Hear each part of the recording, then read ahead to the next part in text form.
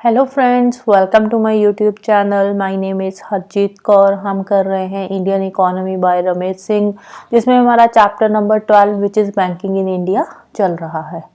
और इसमें आज हम डिस्कस करेंगे reverse repo rate, marginal standing facility and ये जो मॉनेटरी पॉलिसी के टूल्स हम कर रहे हैं, इसके कुछ अदर टूल्स को हम डिस्कस करेंगे।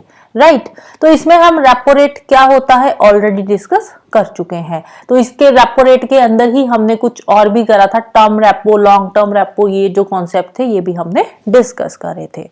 तो आज हम डिस्कस करेंगे रिवर्स रेपो रेट से। तो रिवर्स रेपो रेट क्या होता है, अब थोड़ा सा हम एक बार रेपो रेट को रिवाइज कर लेते हैं।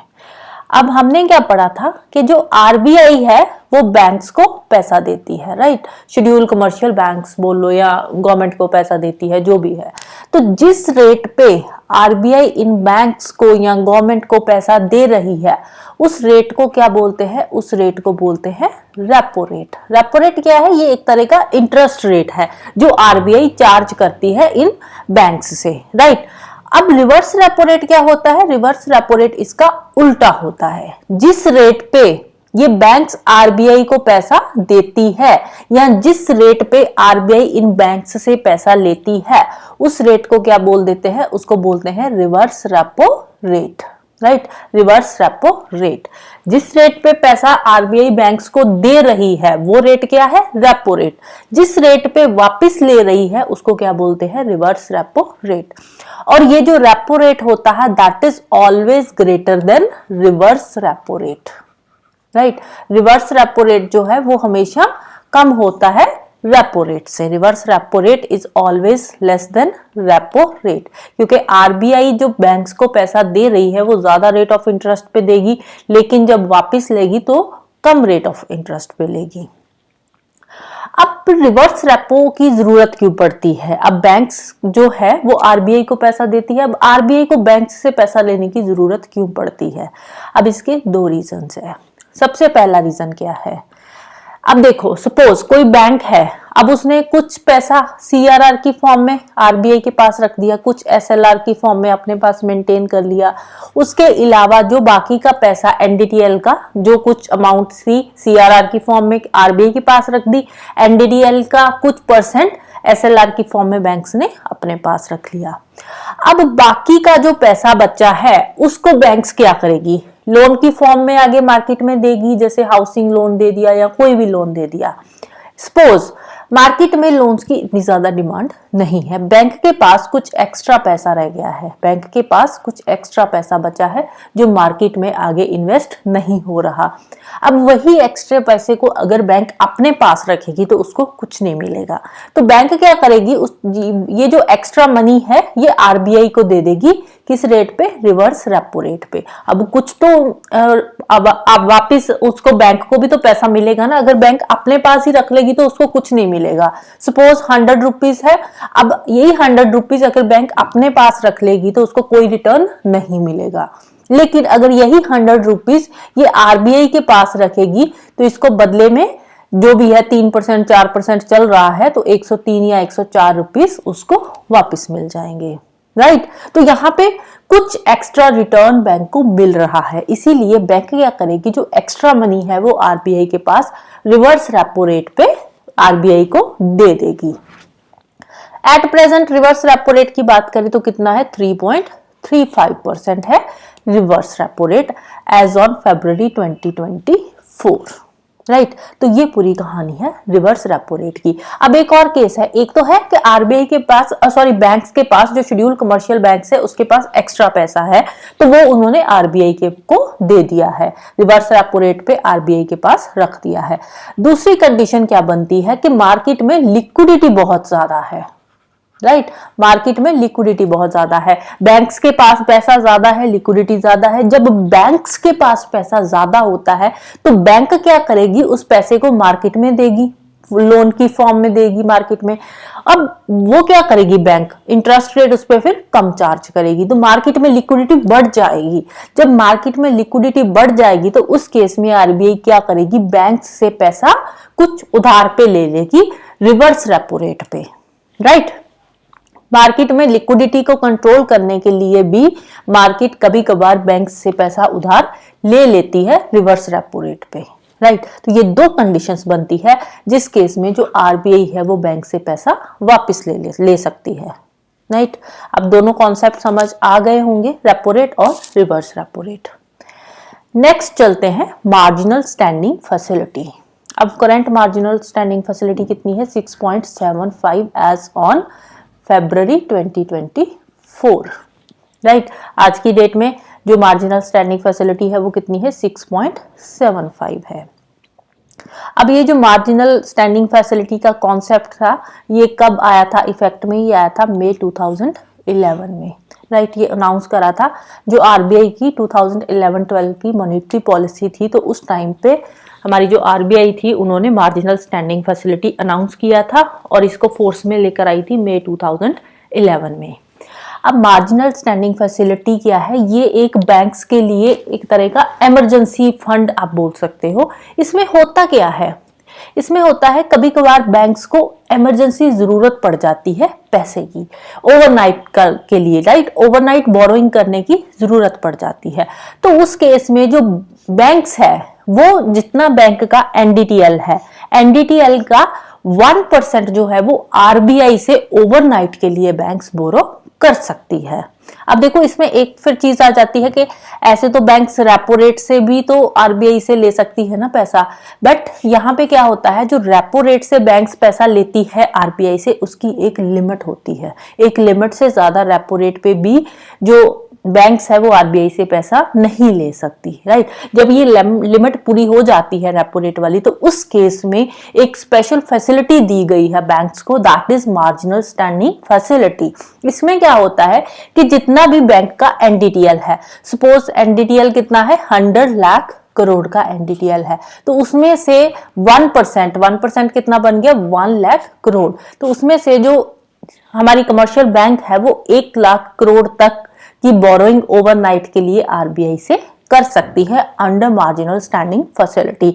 हाँ, ये जो मार्जिनल स्टैंडिंग फैसिलिटी है इसमें जो इंटरेस्ट रेट होता है ना वो रेपो रेट से थोड़ा ज्यादा होता है, बट हाँ इमरजेंसी केस में बैंक्स को पैसे की जरूरत है तो वो एमएसएफ के थ्रू आरबीआई से बोरो कर सकती है, लेकिन इसमें rate of interest repo rate से ज्यादा होता है, राइट। तो ये दो चीजें याद रखनी है कि एक तो इमरजेंसी केस में बैंक्स बोरो कर सकती है एमएसएफ पे, दूसरा एमएसएफ का जो रेट होता है वो रेपो रेट से थोड़ा ज्यादा होता है। फिर बात करते हैं अदर टूल्स की। अदर टूल्स में सबसे पहले आ जाती है call money market. Call money market में क्या होता है? कॉल मनी मार्केट में भी सेम बोरोइंग एंड लैंडिंग होती है ओवरनाइट बेसिस पे, राइट। अब हमने देखा एमएसएफ में क्या हो रहा है, यहाँ भी तो वही चीज हो रही है ना कि ओवरनाइट के लिए बैंक्स बोरो कर रही है, कॉल मनी मार्केट में भी यही हो रहा है। लेकिन यहाँ पे डिफरेंस क्या है, कॉल मनी मार्केट में शेड्यूल कमर्शियल बैंक्स पार्टिसिपेट कर सकती है, regional rural banks and cooperative banks जो है वो पार्टिसिपेट नहीं कर सकती। कॉल मनी मार्केट में शेड्यूल कमर्शियल बैंक्स पार्टिसिपेट कर सकती है, regional rural banks and cooperative banks participate नहीं कर सकती। अब यहाँ पे क्या होता है, यहाँ पे same borrowing and lending transactions होती है कॉल मनी मार्केट में भी, जैसे आरबीआई जो भी आरबीआई की गाइडलाइंस है उसके अकॉर्डिंग यहाँ पे ट्रांजैक्शंस होती है, बोरोइंग होती है, लैंडिंग होती है। लेकिन यहाँ पे एक रूल है। रूल क्या है?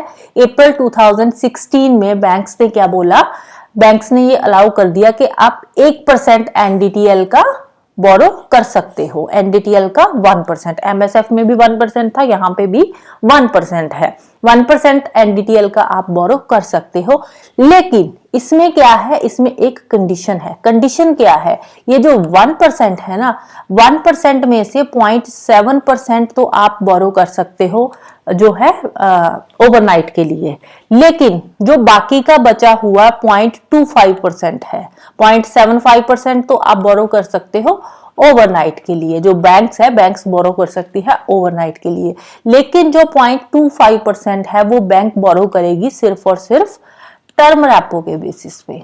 टर्म रेपो गया था, मैंने बताया था, टर्म रेपो में 7 डेज, 14 डेज या फिर 21 डेज के लिए जो है पैसा बोरो किया जाता है।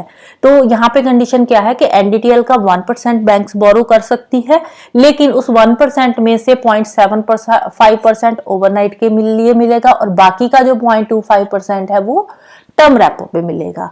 टर्म रेपो का कॉन्सेप्ट क्यों इंट्रोड्यूस किया था? सो दैट कि मार्केट में स्टेबिलिटी लाई जा सके। स्टेबिलिटी के लिए टर्म रेपो का यहाँ पे कॉन्सेप्ट आ रहा है। नहीं तो बैंक्स क्या करती थी, पैसा लेती थी, कभी 1 दिन बाद वापस कर दिया, 2 दिन के बाद कर दिया, 3 दिन के बाद कर दिया, तो वहां पे कोई स्टेबिलिटी नहीं हो पा रही थी। तो स्टेबिलिटी के लिए यहाँ पे टर्म रेपो का कॉन्सेप्ट इंट्रोड्यूस हुआ कि या तो पैसा 7 दिन के लिए बोरो किया जाएगा या 14 दिन के लिए या फिर 21 दिन के लिए, राइट। फिर नेक्स्ट बात करते हैं ओपन मार्केट ऑपरेशंस की। ओपन मार्केट ऑपरेशंस में क्या होता है, इसमें गवर्नमेंट सिक्योरिटीज की सेल परचेज होती है, राइट। गवर्नमेंट सिक्योरिटीज की यहाँ पे सेल परचेज होती है। क्यों होती है? मार्केट में लिक्विडिटी को मैनेज करने के लिए, राइट। गवर्नमेंट सिक्योरिटी की सेल परचेज क्यों हो रही है? सो दैट कि मार्केट में लिक्विडिटी को जो है वो स्टेबल किया जा सके। होता क्या है, इन केस मार्केट में लिक्विडिटी बहुत ज्यादा है, लिक्विडिटी बढ़ गई है। जब लिक्विडिटी बढ़ेगी तो उस केस में क्या करेगी? उस केस में गवर्नमेंट मार्केट में गवर्नमेंट सिक्योरिटीज को बेचना शुरू कर देगी, सेल करना शुरू कर देगी। जो आरबीआई है, लिक्विडिटी अगर इंक्रीज हुई तो आरबीआई क्या करेगी? गवर्नमेंट सिक्योरिटीज को सेल करेगी। गवर्नमेंट सिक्योरिटीज को सेल करेगी तो बदले में क्या आ जाएगा? आरबीआई के पास पैसा, मनी आ जाएगी, पैसा आ जाएगा। अब तो लिक्विडिटी उससे क्या होगी? थोड़ी कम होगी। गवर्नमेंट सिक्योरिटीज मार्केट में बेचना शुरू कर दिया और मार्केट से धीरे धीरे जो मनी है, जो एक्स्ट्रा लिक्विडिटी है, उसको क्या कर रही है? आरबीआई अपने पास ले रही है, राइट। लेकिन दूसरा केस क्या होता है?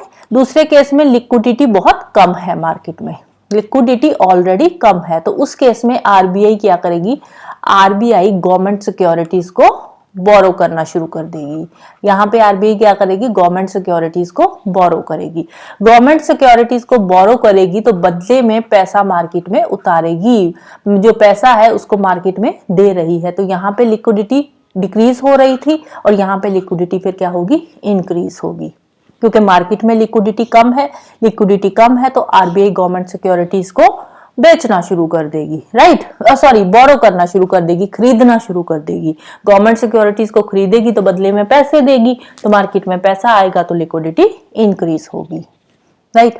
तो ये 2 ऑपरेशंस होते हैं ओपन मार्केट ऑपरेशन के अंदर। लिक्विडिटी इंक्रीज करने के लिए क्या करती है? आरबीआई गवर्नमेंट सिक्योरिटीज को बोरो करती है और लिक्विडिटी डिक्रीज करने के लिए गवर्नमेंट सिक्योरिटीज को सेल करती है, राइट। तो ओवरऑल जो ओपन मार्केट ऑपरेशंस होते हैं वो लिक्विडिटी को स्टेबलाइज करने के लिए किए जाते हैं। नेक्स्ट बात करते हैं liquidity adjustment facility. Liquidity adjustment facility के अंदर क्या होता है? यहाँ पे क्या होता है? पैसे का लेन देन होता है। आरबीआई पैसा लेंड करती है या बोरो करती है फ्रॉम द बैंकिंग सिस्टम। तो यहाँ पे जो पैसे का लेन देन किया जाता है, लैंडिंग होती है या बोरोइंग जो होती है, ये किस रेट पे होती है? ये एक फिक्स्ड रेट ऑफ इंटरेस्ट पे होती है। फिक्स्ड रेट ऑफ इंटरेस्ट पे ये लैंडिंग या फिर बोरोइंग्स की जाती है। तो जिस फिक्स्ड रेट ऑफ इंटरेस्ट पे ये लैंडिंग या बोरोइंग होती है वो क्या होता है? रेपो रेट और रिवर्स रेपो रेट, राइट। तो लिक्विडिटी एडजस्टमेंट फैसिलिटी में आता क्या है? इसमें 2 कॉन्सेप्ट आते हैं। एक आ जाता है रेपो रेट का और दूसरा आ जाता है रिवर्स रेपो का। तो यहाँ पे 2 कॉन्सेप्ट है लिक्विडिटी एडजस्टमेंट के अंदर, रेपो एंड रिवर्स रेपो। दोनों क्या है ये मैं ऑलरेडी बता चुकी हूँ। बस इतना याद रखना है कि लिक्विडिटी एडजस्टमेंट फैसिलिटी में रेपो और रिवर्स रेपो दोनों चीजें आ जाती है। तो ये इंट्रोड्यूस कब हुआ था? लिक्विडिटी एडजस्टमेंट रेशियो, इसको इंट्रोड्यूस किया गया था जून 2000 में। नेक्स्ट है market stabilisation scheme. Market stabilisation scheme आई थी 2004 के अंदर, राइट। अब ये जो मार्केट स्टेबलाइजेशन स्कीम थी ये क्या थी? ये मार्केट, नाम से ही पता चल रहा है कि मार्केट को स्टेबल करने के लिए। जब सरप्लस लिक्विडिटी होती है मार्केट में लिक्विडिटी पैसा बहुत ज्यादा है, तो उस केस में हमारी आरबीआई क्या करती है? तो आरबीआई एक्सेस लिक्विडिटी को अब्सॉर्ब करने के लिए शॉर्ट डेटेड गवर्नमेंट सिक्योरिटीज या फिर ट्रेजरी बिल्स को बेच देती है। जब गवर्नमेंट सिक्योरिटीज को बेचती है या ट्रेजरी बिल्स को बेचती है तो इट मींस कि जो आरबीआई है वो एक्स्ट्रा लिक्विडिटी को मार्केट से अब्सॉर्ब कर रही है, राइट। तो यहाँ पे क्या है, यहाँ पे लिक्विडिटी जो है, लिक्विडिटी ऑलरेडी मार्केट में ज्यादा है, तो लिक्विडिटी को कम करने के लिए गवर्नमेंट क्या कर रही है, सेल कर रही है गवर्नमेंट सिक्योरिटीज को या फिर ट्रेजरी बिल्स को, यहाँ पे सेल कर रही है सो दैट कि लिक्विडिटी को अब्सॉर्ब किया जाए, राइट। फिर नेक्स्ट कॉन्सेप्ट आता है standing deposit facility scheme. Standing deposit facility scheme, ये इसको इंट्रोड्यूस किया गया था यूनियन बजट 2018-19 के अंदर। इससे पहले इस टूल को प्रपोज किया था आरबीआई ने भी नवंबर 2015 के अंदर, लेकिन उस टाइम पे इसको लागू नहीं किया गया था, राइट। तो इसको इंट्रोड्यूस यूनियन बजट 2018-19 में किया गया था, पहले सिर्फ प्रपोजल आया था नवंबर 2015 के अंदर। अब स्टैंडिंग डिपॉजिट फैसिलिटी स्कीम की जरूरत क्यों पड़ी थी? जब नवंबर 2016 में डीमोनेटाइजेशन हुई तो उसके बाद हमने देखा डीमोनेटाइजेशन के बाद लोगों के पास जितना भी पैसा था, जो लिक्विडिटी थी, लोग आरबीआई को पैसा देने लगे, राइट। तो डीमोनेटाइजेशन के टाइम पे क्या हुआ, लिक्विडिटी जो थी वो एकदम से डिक्रीज हो गई, जो पैसा था वो आरबीआई के पास सारा पहुंच गया और लिक्विडिटी एकदम से यहाँ पे डिक्रीज हुई थी। तो लिक्विडिटी जब डिक्रीज हुई तो उस केस में उस लिक्विडिटी को मैनेज करने के लिए आरबीआई लेकर आई थी standing deposit facility scheme, right. तो बेसिकली ये मार्केट में लिक्विडिटी को मैनेज करने के लिए ये स्कीम लाई गई थी after demonetisation, right. So that's all for today. तो जाने से पहले वीडियो को लाइक कर देना, शेयर कर देना और चैनल को सब्सक्राइब कर लेना। Thank you, bye bye and have a nice day.